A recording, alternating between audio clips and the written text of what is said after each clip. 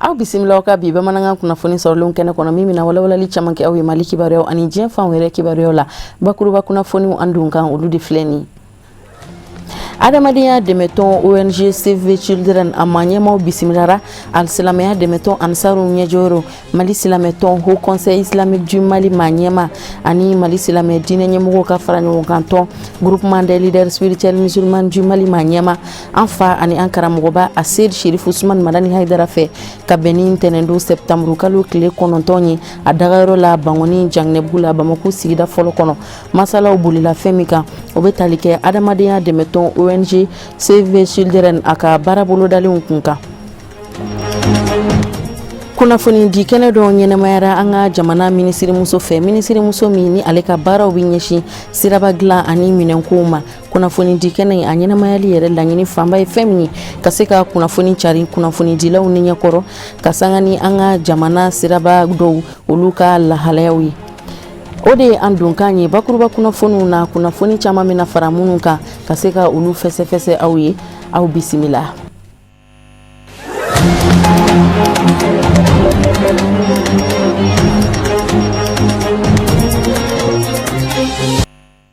An balima bamanankan mɛnnaw foli ni waliɲuman dɔw bɛ ka taa kelen-kelenna bɛɛ lajɛlen ma fɔ yan fɔ sigiyɔrɔw la an donkan na an ye aw tulo lasɔmi ka fɔ Mali minisiri min ni ale ka baaraw bɛ ɲɛsin siraba dilan ani minɛnko ma an ka jamana kɔnɔ Tarawele Zainab Diop ale ye kunnafoni di kɛnɛ dɔ ɲɛnamaya walasa ka se ka kunnafoni cari kunnafoni dilaw ɲɛkɔrɔ u ka se ka jɛ ka masala ɲɔgɔn fɛ siraba dɔw ka lahalaya kun kan an ka jamana kɔnɔ minisiri muso in a kun bilasiralen don a tɔɲɔgɔn minisiri dɔw fɛ i n'a fɔ komi an ka jamana baarako ani sigikafɔ minisiri ka fara sɛnɛko minisiri kan ani gouvernement ka babu sentigi Mariétou Diallo ani a ka jatala Ibrahim Kulibali Sherifla Jabaraniso tɔgɔ la olu de kɛra baara in seri u sera k'an sama fɛn minnu na an ka jɛ an ka olu ɲɛmada. Ni kunnafoni di kɛnɛ in sigila sen kan gouvernement fɛ minisiri naani ye min ɲɛnamaya sirako kunkanko kan an ka sira dilanko kɔɲaw bɛ minisiri min bolo Madame Tarawele Zainab Diop a ye walawalali caman kɛ gɛlɛya minnu bɛ sira dilanko la kɛrɛnkɛrɛnniyala musakako ta fan fɛ a y'a ɲini kunnafoni dilaw fɛ k'u ka bɛɛ lajɛlen ladɔnniya ni ka denmisɛn ninnu lasabali u k'u muɲu ni Ala sɔnna sɔɔni sira dilanw bɛna daminɛ hakilina jiginna denmisɛnw kun wulila Kayi région kɔnɔ ni ka mouvement sigi sen kan ka sira tigɛ minisiri ɲɛmaa ye i sɛnsɛn ka se Kayi région kɔnɔ ni ka masala ni denmisɛnw ye k'u hakili lasigi ni ka sira dilan baaraw bila sen kan o tɛmɛnen kɔ ka bɔ yen Gawo ni Tɔnbɔkutu olu denmisɛnw fana wulila k'i jɔ minisiri y'a yira k'a fɔ a tɛmɛ baaraw bɛna daminɛ nka hakɛto bɛ ɲini u fɛ u k'u muɲu dɔɔni. Faamuyaliw la an y'a ye k'a fɔ gɛlɛya fɛn fɛn bɛ yen an ma kuma sinon ni sirako fɛn fɛn bɛ yen gouvernement ka haminanko de don parce que jamana si tɛ yen mun bɛ se ka ɲɛtaga sabati ni sira ɲɛnama tɛ ka jamana kan parce que dɔw de bɛ baara kɛ dɔw de b'a donni ka se yɔrɔ dɔw la o kɛra sɛnɛkɛlaw ye o kɛra an ka jagokɛlaw ye fo sira ɲɛnama ka sɔrɔ bolo donc sirako ye jamana ɲɛmaaw ka hakilina ye donc Kayi ta kɛra Tɔnbɔkutu ta bɛ ka kɛ bi mun y'a to gɛlɛyaw donna kɔnɔ a yera k'a fɔ a bɛ programme kɔnɔ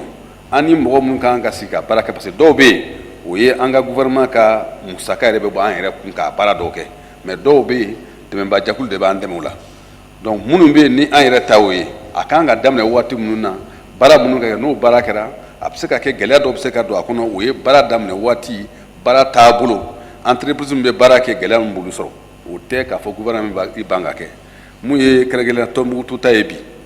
an y'a ye k'a fɔ gouvernement y'a a baara tun daminɛ parce que a bɛ bɔ Ɲono ka tɛmɛ Gumekura ma ka taa Lere ka taa Ɲafungi ka taa fɔ Tɔnbɔkutu donc o sira kɔnɔ dɔw kɛra dɔw banna dɔw ma se k'a ban mun y'a to a ma ban ɲɛfɔli kɛra jamana kɔnɔdenw ye bi k'a fɔ mun y'a to a ma ban an kan ka hakili to o la o de nana ni u ye sunpi attaqué mun kɛ ka mɔgɔw ka mobiliw jeni baarakɛminɛw jeni ka mɔgɔw faga donc minnu bɛ baara kɛ depuis olu y'a ye k'a fɔ se ka baara nin kɛ tugun olu seginna o kɔ o de y'a to Tɔnbɔkutu sira a ma se ka laban kuma ɲɔgɔnya ministri sɛnɛ ministri olu fana tun bɛ kɛnɛ in kan ni ka na madame Traoré Seynabou Diop kɔkɔrɔma don. I n'a fɔ komi laada don Ashura sanyɛlɛma seli ɲaɲali kadara kɔnɔ alisilamɛya dɛmɛtɔn Ansaru ka bolofara min ni o bɛ Mali jamana kɔnɔ yan nɔ u bɛ alikuranɛ sanuma kalan kɛnɛ dɔ sigi sen kan ni k'o ɲɛnamaya alisilamɛya dɛmɛtɔn Ansaru ɲɛjɔyɔrɔ an fa ani an karamɔgɔba Ased Sherif Usman Marani Haidara ale ka misiri kɔnɔ Bangoni Janginɛbugu la kɛnɛ in ɲɛmɔgɔya o kun dilen don karamɔgɔ Haidara yɛrɛ de ma nabagaw bɔra Mali kɔnɔ ani Mali kɔ kan walasa ka se ka na kɛ alikuranɛ sanuma in kalanni baaraw seereya ye min ɲɛnamayara ka bɛn tarata don Septembre kalo tile 10 ma. Amadou No Diallo ani Seydou Ɲare Sherifla Jabani so tɔgɔla olu de ka sɔrɔlenw don. Mali jamana i n'a fɔ silamɛ jamana tɔw Muharam kalo tile 10 su la ɲɛnamayara a fantan 4 bɛɛ lajɛlen kɔnɔ ni o ye Ashura ye o kadara kɔnɔ alikuranɛ kalan ka se duwawudenw ma o bolodara Sherifla misiriba kɔnɔ Bangoni Janginɛbugu la alisilamɛya dɛmɛtɔn Ansaru fɛ min kɛra sababu ye ka Ala welew fanga bonya ani duwawudenw ka ɲɛsin Sherifla denbaya ma ka fara silamɛ ɲuman tɔw bɛɛ lajɛlen kan ani ŋaniyasiriw ka ɲɛsin bɛn ni kelenya sabatili ma Mali jamana kɔnɔ. Kuranɛ kalan in a ɲɛsinnen bɛ sankura in hɛrɛ bɛ se ka kɛ ka duwawu don kɛ ka ɲɛsin an karamɔgɔ ma n'o ye Ased Sherif Usman Marani Haidara a n'a ka denbaya bɛɛ ani silamɛw bɛɛ lajɛlen Mali silamɛw bɛɛ lajɛlen duwawu don ka ɲɛsin u bɛɛ lajɛlen ma mɔgɔ minnu ye kuranɛ kalan in kɛ an b'a dɔn fana o ni a ka kan sabula mɔgɔw don minnu y'u jogo ɲɛ ka layidu 6 ta n'o ye silamɛya don kan layidu 6 ye donc ni jogo ka ɲi an b'a dɔn n'i ye kuranɛ kalan ka Ala wele Ala bi a jaabi. Fédération Ansardine International tɔgɔla cidenw ka bɔ a jamanaw kɔnɔ olu caman ye nin duwawudon kɛnɛ in seereya nin ye kɛnɛ kɛrɛnkɛrɛnnen de ye Ashura la ɲɛnamayali baaraw kɔnɔna na. An ye duwawu kɛ duwawu kɛlen kɔfɛ an bɛ hakili jumɛn sɔrɔ Ashura ye silamɛw ka sanyɛlɛma don ye o kɔfɛ Ashura ye donba ye diinɛ kɔnɔ ka d'a kan koba caman kɛra Ashura donyaw la ka kɔn bi ɲɛ n ye duwawu ninnu ni o kɛra an bɛ duwawu kɛ Ala ka duwawu ninnu minɛ an ka jamana ma Ala ka minɛ an kelen kelen bɛɛ ma an bɛ hɛrɛ de ɲini hɛrɛtigi ye Ala de ye Ala ka hɛrɛw di an ma an ka denbaya kɔnɔ ani bɛɛ n'a ka denbaya kɔnɔ an karamɔgɔ a n'a ka denbaya olu minnu ye an bila nin baara ɲuman ninnu ni sira ɲuman ninnu kan an bɛ duwawu kɛ Ala ka an karamɔgɔ mɛn a ka denbaya kɔrɔ Ala ka n'a ka denbaya kɔlɔsi ka silamɛ bɛɛ n'a ka denbaya kɔlɔsi Ala ka an ka jamana basigi tɔɔrɔ min b'an ka jamana kɔnɔ sisan an b'an cɛsiri cɛsiri kɔfɛ an b'Ala ka dɛmɛ ɲini ka fara an ka cɛsiri kan yaasa an ka jamana bɛ se k'a yɛrɛ sɔrɔ ka bɔ tɔɔrɔ in na ka ja ka tɛmɛ kɔrɔlen kan. An bɛ a ɲini Ala fɛ sijan ani kɛnɛ ani lafiya Ala k'o di karamɔgɔ n'a bɔnnaw ma. An bɛ yɔrɔ min na bi an nisɔn ka di kosɛbɛ jamana 5 tun bɛ kɛnɛ kan kunu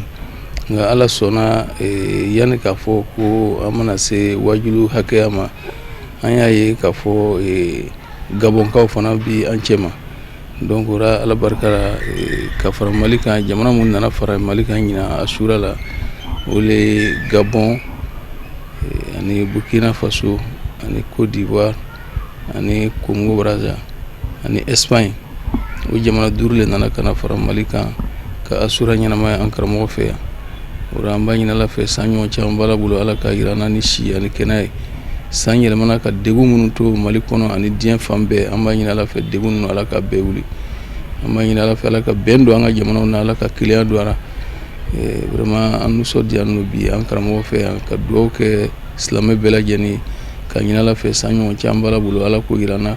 Ala k'an san yɛrɛ kɔrɔ Ala kana siri danfɛn na Ala ka bɔdaw d'an ma. An fana karamɔgɔ Seydi Sherif Usman Marani Haidara ni ale silamɛ diinɛ dɛmɛtɔn Ansaru ɲɛjɔyɔrɔ ye groupement des leaders spirituels musulmans du Mali ka fara Mali silamɛw ka ɲɛmayaso kan ni o ye Haut Conseil islamique du Mali ɲɛmaya ye Ala wele kɛnɛ in bonya n'a karama minɛn bɛɛ dun talen don ka sigi ale de kɔrɔ a ka kɔrɔfɔ bolila kan kɛrɛnkɛrɛnnenya na bɛn ni kelenya ni yafa ɲɔgɔnma kan o kɛnɛ kelen kan Seydi Sherif Usman Marani Haidara tilala ka tɔmi sigi a kan kɛrɛnkɛrɛnnenya na Ashura yɛrɛ bonya ni a nafaw kan a tilala ni ka bonyamasegin foliw kɛrɛnkɛrɛn k'a ɲɛsin maa fɛn o fɛn minnu ni olu nana faraw kan ka nin kɛnɛ in la ɲɛnamaya ni ka sɔrɔla ka labanna ka lajɛrɛ in kuncɛ ni duwawudenw ye.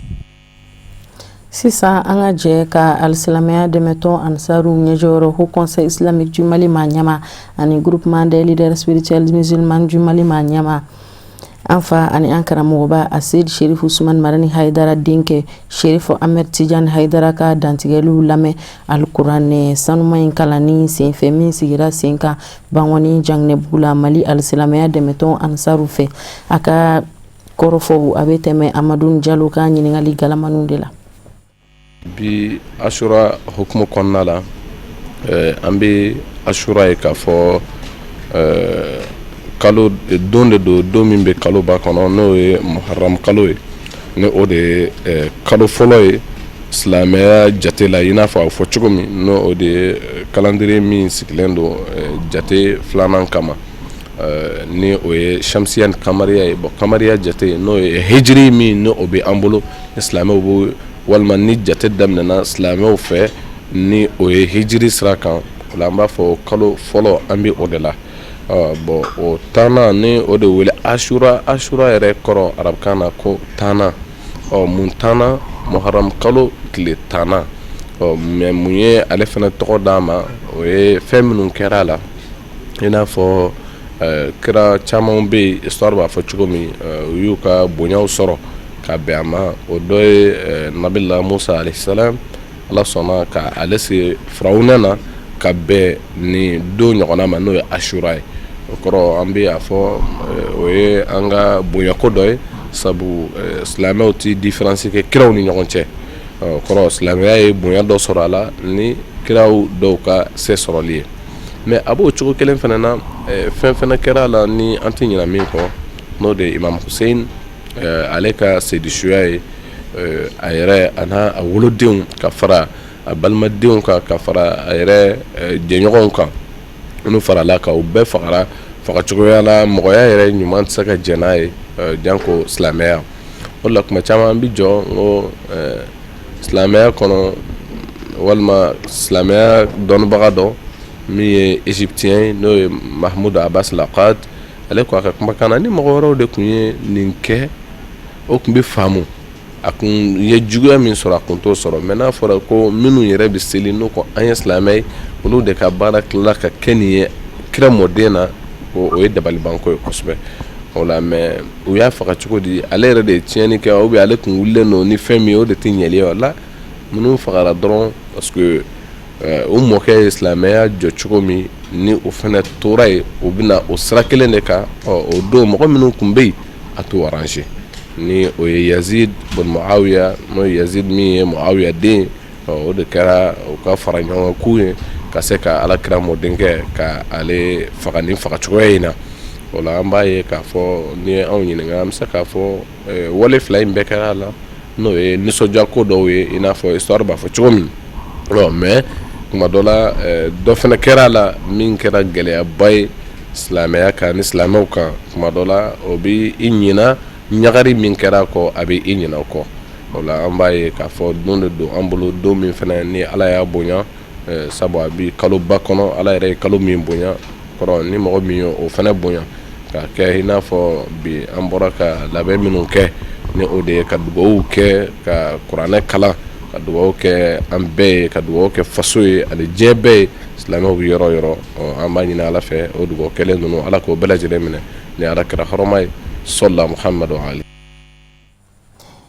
alisilamɛya dɛmɛtɔn Ansaru ɲɛjɔyɔrɔ Haut Conseil Islamique du Mali ma ɲɛma ani groupement des leaders spirituels musulmans du Mali ma ɲɛma an fa ani an karamɔgɔba Asid Sherif Usman Marani Haidara a ye adamadenya dɛmɛtɔn ONG Save Children ma ɲɛmaw a y'olu bisimila a ka denbaya la ka bɛn ntɛnɛndon septembre kalo tile 9 ma Bangɔni Janginɛbugu la u kun bilasiralen don Mali ɲamakalatɔn Iriku Taradi tɔnden dɔw fɛ an b'aw ladɔnniya k'a fɔ baara bolodalen min ni o bɛ ONG in bolo u kun nana ka na se ka olu de ɲɛfɔ karamɔgɔ Haidara ye Lutu Siribe ka sɔrɔlen don Alhamidu Badini ale bɛna olu lakali. Save the Children ye kɛnyɛrɛ ye jɛkulu ye mun ka ca o bɛ ɲɛsin denmisɛnninw lamɔcogo ɲuman ma ani k'u latanga wale jugu caman ma kɛrɛnkɛrɛnnenya la kɛlɛ waatiw la. o ka nin bɔ ye an fa n'an karamɔgɔ Ased Sherif Ousmane Madani Aidara la n'ale Mali alisilamɛ diinɛ ɲɛmaaw ka fara ɲɔgɔn kan jɛkuluba groupement des leaders spirituels musulmans du Mali ma ɲɛma alisilamɛya dɛmɛtɔn Ansaru ɲɛjɔrɔ ye a bɛ don kadara mun kɔnɔ o de ye ka ɲɛfɔli kɛ o ka baaraw taabolo la ni ka masala jɔnjɔn kɛ denmisɛnninw ka kalanko la musolakaw kɛrɛnkɛrɛnnenya la an'u ka furu joona. Wulada in na an nana ko conseil président ka so kana foli k'a la kana jamana jɔli kuma fɔ kana yirala k'a fɔ ko an ni minnu bɛ ɲɔgɔn fɛ n'o y'an ka partenaires ye n'o ye Save the Children n'olu ka laɲini ye denmisɛnninw ka kɛnɛya u ka bɔ ɲɔgɔn na u bɛ se ka y'u yɛrɛ sɔrɔ cogoya min na o sabatili ye cogoya min na olu de nana bi kana président fɛ yen kana yirala k'a fɔ u nana kana bonya d'a kan programme mun b'u bolo n'o ye programme ye min bɛ denmisɛnninw ka furu joona n'o bɛ k'o ɲɛɲini k'a dɔn kɔlɔlɔ minnu b'a la ka se k'o ɲɛfɔ k'a dɔn ko ni denmisɛnninw tora lakɔli la ka se ka tɛmɛ san 18 kan ka taa san 20 na nafa jumɛn bɛ se ka sɔrɔ a la ka tɛmɛ furu joona kan et que denmisɛnnin ninnu ka furu joona a bɛ se ka kɔlɔlɔ jumɛn lase denmisɛnninw ma n'u furula min bɛ furu a bɛ kɔlɔlɔ jumɛn s'a ma a furula min ma a bɛ kɔlɔlɔ jumɛn s'o ma et que a bɛna den minnu sɔrɔ olu denw bɛ kɛ cogo di kana ɲɛfɔ karamɔgɔ ye kana programme fɔ a ye kana kalifa don a la ka tila k'a ɲini k'a fɛ ani an ka jɛ ka fara ɲɔgɔn kan ka baara in kɛ pour que baara in bɛ sira sɔrɔ pour que Mali denw bɛɛ ka kɛnɛya bɛ sabati cogo min. Save the Children ma ɲɛmaw y'u ka nisɔndiya yira ka sanga ni nin sigi ye mun n'a kɛra wasa ye bawo fɛn min ye ladilikan ani faamuya jɔnjɔn ye o y'u sɔrɔ ka bɔ an fa n'an karamɔgɔ Ased Sherif Ousmane Madani Aidara yɔrɔ la. Nali la an ye nimisi wasa sɔrɔ parce que an ni minnu nana ɲɔgɔn fɛ ɲininkali min b'u bolo karamɔgɔ y'a yir'u la u k'u ka ɲininkali bɛɛ kɛ u ka hakilila ye min ye u k'o fɔ a bɛ jaabi kɛrɛnkɛrɛnnen d'u ma bon o fana ka laɲini kun ye minnu ye u y'olu fɔ karamɔgɔ ye jaabi yɛrɛ d'u ma je pense que a jaabi y'u nimisi wasa ka d'a kan u y'a yira an na k'a fɔ karamɔgɔ ye min f'u ye a ye tiɲɛ de f'u ye et que a diyara olu ye a bɛnna olu ma a b'a to olu b'u ka baara boloda cogo dɔn u kan ka taa sira min fɛ ka baara in kɛ u b'o fana dɔn. Save the Children ma ɲɛmaw ka fɔ la kabini ni jɛkulu in sabatila Mali jamana kɔnɔ a ka baaraw bɛɛ bɛ ka kɛ kunnawolo ani yiriwa kɔnɔ. Ka sanga ni kɛnɛyaso centre de santé joli u ka dugu la alisilamɛya dɛmɛtɔn Ansaru fɛ alisilamɛya dɛmɛtɔn Ansaru ɲɛjɔyɔrɔ Ased Sherif Ousmane Madani Aidara a ye togolonba musow ka cidenkulu bisimila ka bɛn ni ntɛnɛndo septembre kalo tile 9 ye togolonba ye dugu ye dugu min na ni Ansaru ka maloforo hectare 200 o binnen do dugu min na an b'aw ladɔnniya k'a fɔ u ka taama in yɛrɛ laɲini a bɛ don kadara min kɔnɔ o ye ka se ka na waleɲuman dɔn foli kɛ ka ɲɛsin karamɔgɔ Haidara ma ka da a ka adamadenya dɛmɛli wale caman kan Lutu Sidibe ka sɔrɔlen don Fatumata Yaya Kane ale de bɛ n'a ka na kɔrɔfɔ ninnu lakale an ye. Togolonbakaw bisimilara Seydi Sherif Ousmane Madani Aidara fɛ ka bɛn tɛnɛ ma taama in ɲɛmaya tun bɛ Togolonba dugutigi yɛrɛ bolo Togolonba dugudenw bɛ tɔgɔla kɛrɛnkɛrɛnnenya na a musolakaw kana bonya kɛ an fa n'an karamɔgɔ ye Seydi Sherif Ousmane Madani Aidara ka sanga ni u ka dɔgɔtɔrɔso kura sɔrɔli ye o min ni o kɛra nisɔndiya koba ye Togolonba bɛɛ bolo kɛrɛnkɛrɛnnenya na Togolonba musow. Alhamdulilayi an ye laɲini k'a fɛ dɔgɔtɔrɔso ko la bon ala y'a kɛ a ye dɔgɔtɔrɔso in a dɔra dɔgɔtɔrɔso in dɔ ko ɲɛna a diyara n ye fo k'a dama tɛmɛ bon dugu maa bɛɛ lajɛlen yɛrɛ bila sisan n yɛrɛ ka wuli n kana foli k'a ye dugu musow so dɔli diyara u ye dɔgɔtɔrɔso taamaba o ye musow ye donc u ye jaba fara ɲɔgɔn kan bon an kana di karamɔgɔ ma a ka dugawu kɛ dugu ye dugu bɛ se ka yiriwa cogo min na dɔgɔtɔrɔso bɛ se ka yiriwa cogo min na an ye nisɔndiya sɔrɔ a la fo k'a dama tɛmɛ parce que a ye dugawu min k'an ye n b'a dɔn dugawu in a tɛ bɛn wele min bɛ fɛ ka se Togolobakaw ma dɔgɔtɔrɔso in dɔra bon a dɔkun ye dugu n'a lamini le ko ye bon commune ta don dugu bɛɛ lajɛlen ta don bon n b'a ɲini Togolonka bɛɛ lajɛlen fɛ k'a ɲini lamini bɛɛ lajɛlen fɛ so in a ka kɛ so ye a ka kɛ niw lakana so ye. Ni lajɛrɛ in seereyara ADN Mali ɲɛmaaba fɛ a ye bonyamasegin foli kɛrɛnkɛrɛn k'a ɲɛsin Togolonbakaw bɛɛ lajɛlen ma barisabu ka d'a kan alisilamɛya diinɛ dɛmɛtɔn Ansaru ye dugukolo sɔrɔ Togolonbakaw fɛ yen kɛrɛnkɛrɛnnenya na u ka maloforo hectare 200 a ye seereya caman kɛ Togolonbakaw ka adamadenya yɛrɛ waleyaw kan ka ɲɛsin silamɛya diinɛ dɛmɛtɔn Ansaru ma. Ayiwa vraiment nisɔndiya min bɛ n na o ye o ka bon kosɛbɛ sabula maloforo kɛra olu ka yɔrɔ la jamana bɛ se ka taa ɲɛfɛ cogo min na o hakilinaw karamɔgɔ o siraw de don an kɔrɔ o la anw bɛ sigi k'a lajɛ fɛn o fɛn bɛ se ka jamana ka ɲɛtaga ye an bɛ baara dɔ k'o bɛɛ la anw t'a dabɔ an yɛrɛ kun kama an b'a dabɔ jamana ko de kama an b'a dabɔ sigidaw de kama donc n'olu fana y'o dɔn ka na o bonyamasegin kɛ karamɔgɔ ye vraiment o y'an nisɔndiya kosɛbɛ parce que ko mɔgɔ ka kuma don ko yanni waleɲuman ka fa wuli mɔgɔ min na i ka a dɔn a kana bɔ i kɔnɔ vraiment o kɛra waleɲuman dɔnnaw ye dɔgɔtɔrɔso min jɔra yen a diyar'u ye u ka musow ye jaba sɛnɛ ka jaba caman fara ɲɔgɔn kan dugutigi yɛrɛ sɔnna k'a ka bonya bɛɛ a n'a ka bonya bɛɛ ka da jaba in kan n'a ka délégation ka na a jaba bɔrɔ caman di karamɔgɔ ma donc vraiment an nisɔndiyara kojugu ni ala sɔnna a ma maloforo hectare 200 a b'olu de ka yɔrɔ la an kɔni hakili bɛ to ɲɔgɔn na inchallah dabɔ foyi kama jamana bɛ se ka dɛmɛ cogo min na jamana dɛmɛnen n'o fana kɛra an bɛ sigida yɛrɛ min na hakili la o ka dɛmɛ de ye fɔlɔfɔlɔ ye donc o la an kɔni an n'u bɛ ɲɔgɔn fɛ an nisɔndiyara n'u ye nin t'a o siɲɛ fɔlɔ ye depuis an taara maloforo in lancement na ani dɔgɔtɔrɔso dayɛlɛnni na a dugutigi yɛrɛ ye hɔrɔnya kuma minnu fɔ an ye o y'an fa donc vraiment an kɔni an bɛ dugawu de kɛ ala ka ko in sabati maloforo in min sɛnɛna ɲina ala ka sabati ala ka sɔrɔ bɔ a kɔnɔ k'a kɛ dugu ka ɲɛtaga ye ala ka dugu yɛrɛ k'a yiriwa tugulonba ala k'a yiriwa a n'a kɛrɛfɛ dugu fɛn fɛn an ka foli b'u bɛɛ lajɛlen ye. An fa n'an karamɔgɔ Seydi Sherif Usman Madani Aidara a y'a ka nisɔndiya yira ka sanga ni tugulonbagaw ka nin waleya in ye a ye bonyamasegin foliw kɛrɛnkɛrɛn k'a ɲɛsin nabaga ninnu bɛɛ lajɛlen ma tugulonba dugudenw tɔgɔ la an bɛ aw ladɔnniya k'a fɔ ko tugulonba ye dugu ye min ni a bɛ Masina cercle fɛ Segu marabolo kɔnɔ.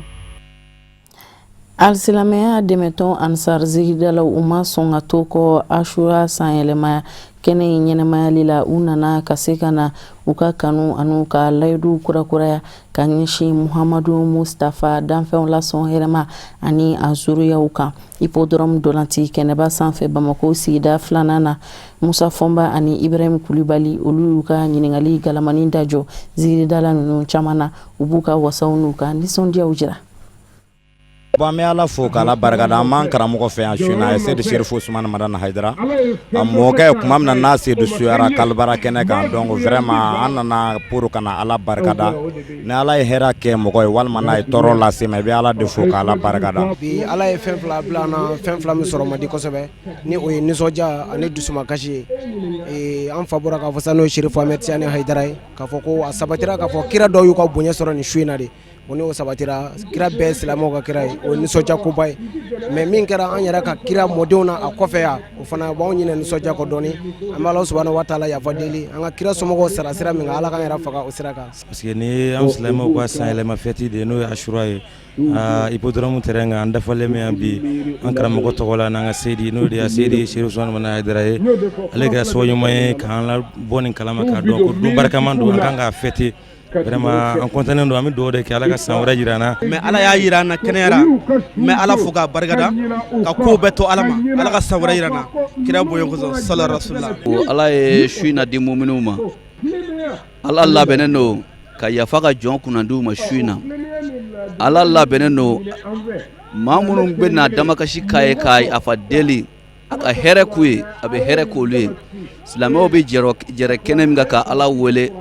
ala yɛrɛ fana bɛ silamɛw lamɛn o kɛnɛ kan dayɛlɛliw la ani kɛnɛyaw la o tuma o nisɔndiya de b'an na parce que bi su in ɲɔgɔnna a sɔrɔ man di suw la. vraiment nisɔndiya min bɛ ne la bi o ye ala barikada ani ala tanu ye ala min ye bi suba in jira an na an nisɔndiyalen don ni o ala ta ala ka bonya ye mais kɛrɛnkɛrɛnnenya na anw ka nin su in dɔ a sababu sɔrɔla an ka karamɔgɔ fɛ n'o ye Seydi Sherif Usman Madani Haidara ye ale de kɛra sababu ye anw ye nin su in dɔ suba ye k'a dɔn su barikama ye bon an ni mɔgɔ caman jɛnna su tɛmɛlenw na san tɛmɛlenw na ala ma ɲinɛ jira olu la ala ma bi su in na jira olu la an bɛ dugawu k'u ye ala ka yafa ma ala k'u dayɔrɔ nɛɛma an yɛrɛ minnu fana bɛ nin kɛnɛ in kan ala ka san caman jira an na. alhamdulillah nisɔn ka di an bɛ Ashura kɛnɛ kan an kɛmɛ k'an sigi ka Haidara denkɛ Tijani alhamdulillah an bɛ k'a lamɛn a bɛ k'an dusukun furakɛ o nisɔndiya de banna tɔ si tɛ an na a bɛ k'an bila ala ka sira tilelen kan ka tila ka siri fo u ye baara min kɛ k'o fɔ an ye o nisɔndiya de banna su in na ala sɔnna. a nisɔn ka di parce que ala ye ɲinan jira an na hɛrɛ la kɛnɛya la limaniya na an bɛ ala fo la a nisɔngoyalen fana don parce que ala kira mɔdenkɛ fana fagara ka bɛn bi ma donc a fila bɛɛ faralen don ɲɔgɔn kan mais an bɛ ala fo sankura hɛrɛ ala k'a d'an ma Sherif Usman Madani Haidara a ka laɲini min ye diɲɛ kɔnɔ ala k'a sabati ala k'a yɛrɛ kɛnɛya k'a ka denbaya k'a sago ye k'anw yɛrɛ k'a sago ye ni kira hɔrɔma ye sɔli ala Muhamadu. bon alhamdulillah nisɔndiya min bɛ na komi salo an ye ala deli ko ala ka ɲinan jira an na bon ala sɔnna ka ɲinan an na an karamɔgɔ la donc an bɛ ala fo k'a barikada ka wale ɲuman dɔn o la k'a fɔ ko ala ka san caman di an n'an karamɔgɔ ma minnu fana m'a ye ala ka hinɛ olu la. Ashura ye su min ye san yɛlɛma su don an karamɔgɔw y'o fɔ an ye o kɔ tɛmɛnen kɔ fana ala kira mɔdenw fana fagara sini a y'o fana fɔ an ye donc nisɔndiya ni nisɔngoya de b'an na an bɛ dugawu kɛ ala ɲinɛ yira ala ka san wɛrɛ yira na minnu fana kɛra seedesu ye an bɛ dugawu k'u ye ala ka yafa u ma ala ka yafa an yɛrɛ ma ala kira na sɔn sala rasul. Walasa ka se k'u ka dɛmɛ lase an ka jamana kɔnɔdenw ma an balima minnu ni fɔɲɔgɔn kɔ ani mankan kɛra sababu ye ni k'u lawuli ka bɔ u sigiyɔrɔ la Mopti marabolo kɔnɔ n'u nana ka na bisimila minɛ Faba la Bamako yan nɔ an ka seko ani an ka dɔnko tigilamɔgɔba Abdulaye Jabate ani a badenkɛ Modibo Jabate ekɔli karamɔgɔ ka tɔn minnu fana ni olu bɔra u sigiyɔrɔ la Mopti marabolo kɔnɔ n'u nana bisimila minɛ Bamako olu ka tɔn ka bolodi ɲɔgɔnma kɔnɔna na concert belebele bolodalen do u bolo min ni o bɛna na ɲɛnamaya ka bɛn septembre kalo tile 27 ma CICB la Bamako a kibaruya in o kunnafoniya dara ka bɛn ni kunnafoni di kɛnɛ dɔ de ka na ye min ɲɛnamayara ka bɛn tarata don septembre kalo tile 10 ma Palais de la Culture Amadou Ampateba kɔnɔ Mahamadou Ben Sherifu Sumanu ale de ka sɔrɔlen do an ka jɛ an ka olu ɲɛmada. Abdulaye Jabate n'a balimakɛ b'a ɲini bɛɛ lajɛlen fɛ maa o maa n'i bɛ se k'u dɛmɛ u k'u dɛmɛ walasa nin baara in ka se ka kɛ ka ɲa ka d'a kan dɛmɛ bɛ ka ta k'a di nin maa minnu ma u bɔr'u sigiyɔrɔ la u yɛrɛ seko tɛ makaritɔ ko dan don o kama bɛɛ lajɛlen ka kan ka nin maa ninnu dɛmɛ walasa u bɛ degun mun kɔnɔ u ka se ka bɔ o degun kɔnɔna la. An ye kunnafonidilaw wele bi wula in na a kun ye an y'an farala ɲɔgɔn kan balimaya parce que n'i ko balimaya ka di kojugu n'a ka di i ɲɛ bɛ i balima ɲɔgɔn dɔ la a bɛ tɔɔrɔ kɔnɔ i bɛ fɛɛrɛ kɛ i bɛ se k'a dɛmɛ cogo min na an farala ɲɔgɔn kan an bɛ fɛ ka concert ba kɛ 27 septembre CICB la concert in ye fu de ye mais a ɲininen bɛ bɛɛ fɛ n'i bɛna i kana ni ŋaniya ɲuman ye n'an ye min sɔrɔ an bɛ se ka déplacer u dɛmɛ n'a ye cogo min na école ta kuma sera denmisɛnninw b'a la minnu bɛ école la minnu tɛna se ka segin ka taa nord la dɔw bɛ yen nɔ dumuni yɛrɛ t'u bolo donc vraiment an kɔni y'a dabɔ min kama an y'a dabɔ dɛmɛ de kama an kɔni se wɛrɛ t'an ye an se ye min ye o y'an ka fɔli de ye ni mɔgɔw b'an ka fɔli fana fɛ mɔgɔw bɛ jamana fɛ u bɛ na an bɛ jɛ ka nin baara in kɛ ɲɔgɔn fɛ n'an ye min sɔrɔ k'a di déplacer ma o y'o ye k'an bolo don Mali carte kɔrɔ o kun ye bɛɛ de k'o ɲɔgɔn na kɛ Ablaye n'a dɔgɔnin kɛ bɛ ka Mali ta n'u bolo fila ye o fana an fana ka Mali ta Mali bɛ taa cogo di ne bɛ dɔ kɛ e bɛ dɔ kɛ nin bɛ dɔ kɛ n'an bɛɛ ye dɔ kɛ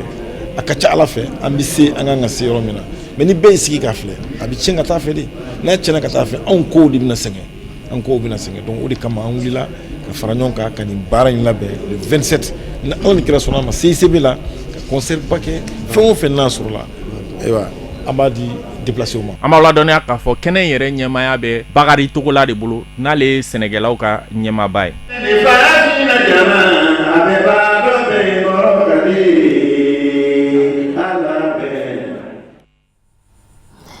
An bɛ farikolo ɲɛnajɛ kunnafoniyaw kɛ k'an ka bi bamanankan kunnafoni sɔrɔlen kuncɛ éliminatoire CAN U23 o dolantiw senfɛ Mali Aigle Espoir a ye sebagaya sɔrɔ Maroko kan dolanti in kuncɛra 1-0 de kan a kɛra tarata don septembre kalo tile 10 stade Modibo Keita kɔnɔna na fɛn minnu sɔrɔla Boubacar Traoré ani Abdoulaye Sogodogo fɛ an ka jɛ an ka olu ɲɛnamaya.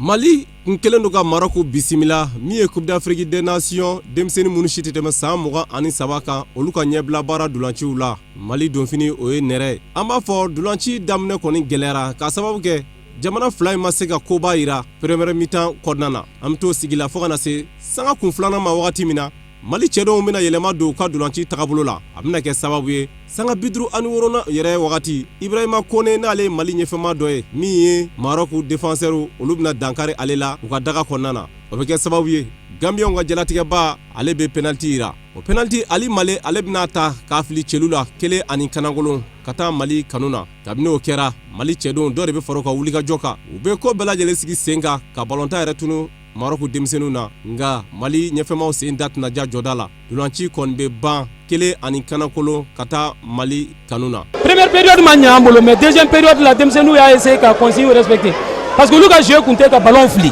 Première période la an y'an ta arabu ninnu ka jouer de fɛ parce que olu ka mɔgɔw ka jan u ko n'u ye ballon da k'an b'a minɛ u la donc u b'a fili pour que u ka se k'u ka jouer kɛ o la donc deuxième période là an ko k'u ka jouer parce que technicien ka ca la jeu d'aller o de y'an ka jeu nɔgɔya parce que olu fana siranna jeu ɲɛ u tun tɛ ka ballon sɔrɔ donc o de y'a nɔgɔya an bolo surtout an ye bi don u obligé len don ka bɔ n'u bɔra an bɛ se ka bi wɛrɛ don c'est vrai an ma se ka bi sɔrɔ ka don mais le jeu était plus fluide plus cohérent. Mali ka nin sebaya a bɛna fisaya ma kosɛbɛ ka sababu kɛ u bɛ qualifié ka taa denmisɛnnin minnu si tɛ tɛmɛ san 23 kan olu ka Coupe d'Afrique kɛnɛ kan min bɛna kɛ mois de novembre nata Egypte jamana kan wa maa saba fɔlɔ min mana sebaya sɔrɔ o ko la o bɛ taa farafinna jɔyɔrɔ fa Jeux olympiques min ka kɛ Tokyo 2020 an bɛ dugawu kɛ an ka samatasɛgɛ mankanw ye nin ko la. Ayiwa o de bɛ dansigi kɛ an ka bi bamanankan kunnafoni sɔrɔlenw na minnu sera ka fara ɲɔgɔn kan ka bɛn ni kuma in ye kunnafoni di so ɲɛmɔgɔso fɛ ka lase aw ma ni Ala ma basi wɛrɛ kɛ laseli nata an bɛna na ɲɔgɔn sɔrɔ nin kɛnɛ kelen in kɔnɔ ka sanga ni nin waati in ye sani o cɛ a ye aw sɔgɔlen to aw ka jabaranin so mandi la aw k'an bɛn diɲɛ waati wɛrɛ.